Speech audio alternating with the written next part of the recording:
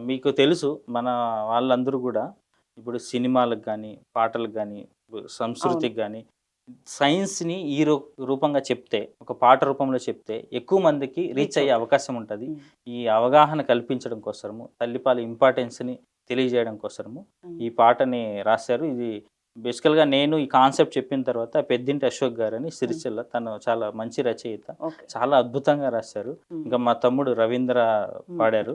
So అక్కడ music director Mahender అని ఉంటారు ఓకే. సిరిసిల్లో. తను హ్మ్. చాలా బాగా వచ్చింది మేడం పాట. ఓకే. సో తను ఇది ఫస్ట్ పాడతారు. టైమా సార్? ఈ సాంగ్ ఇట్లా లేదు ఫస్ట్ మేడం, టైమా? లాస్ట్ ఇయర్ కూడా నేను మధుప్రియ ఓకే. దగ్గర పాడిపించాను ఓకే. ఈ హ్మ్. పాటని. ఎందుకంటే ఇదొక మాధ్యమం ద్వారా ఎంతమందికి వీలైతే అంతమందికి అవగాహన రీచ్ కల్పించడం అవ్వాలి. కోసం హ్మ్. అని చెప్పి. హ్మ్. సో ఎందుకంటే ఇది ఫస్ట్ థింగ్, హాస్పిటల్కి వెళ్ళి ట్రీట్మెంట్ చేసుకోవడము అనేది కాదు మేడం సమస్య.